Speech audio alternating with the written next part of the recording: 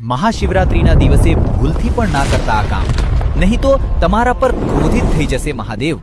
મહાશિવરાત્રિની પવિત્ર રાત્રે ભગવાન શિવને પ્રસન્ન કરવા માટે શિવલિંગ પૂજા કરતી વખતે ખાસ ધ્યાન રાખજો કે ભૂલથી પણ શિવજીને કેતકીના ફૂલ ન ચઢાવશો.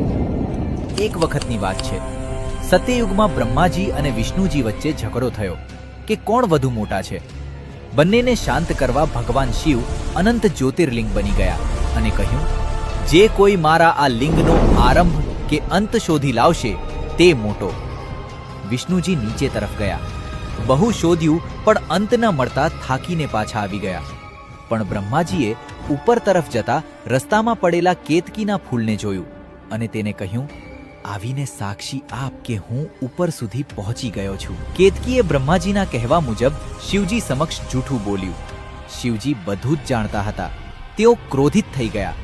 બ્રહ્માજીનું એક માથું કાપી નાખ્યું અને કેતકીના ફૂલને શાપ આપ્યો, તું ક્યારેય મારી પૂજામાં નહીં ચઢે.